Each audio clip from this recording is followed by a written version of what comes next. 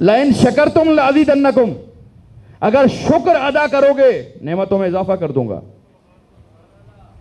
ہمارے یہاں معاشرے میں جو بد امنی ہے، ہمارے یہاں معاشرے میں اضطراب پایا جاتا ہے، وجہ کیا ہے؟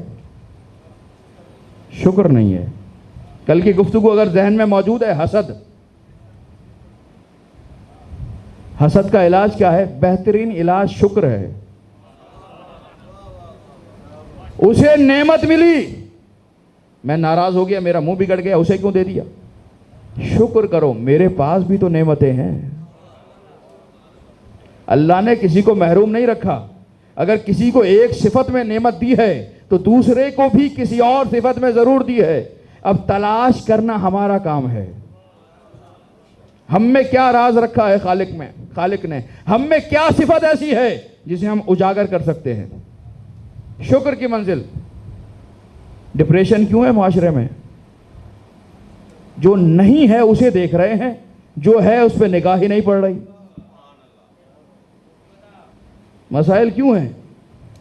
جو ہے وہ بہت ہے، جو نہیں ہے وہ کم ہے. خدا کرے یہ بات میں آپ کے سامنے واضح کر سکوں. چند چیزیں ہوں گی جو نہیں ہیں، اور ہزاروں چیزیں ہیں جو ہیں. جو نہیں ہے وہ چند دیکھ رہے ہیں.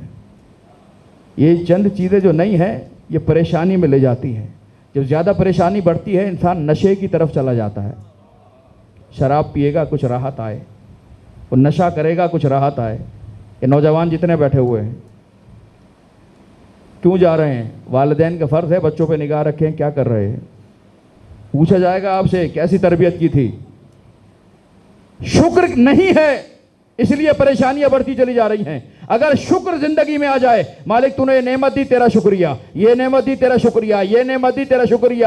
اللہ کہہ رہا ہے اگر شکریہ کرو گے، کم پہ شکریہ کر رہے ہو، نعمتوں میں اضافہ کر دوں گا. ڈپریشن الگ.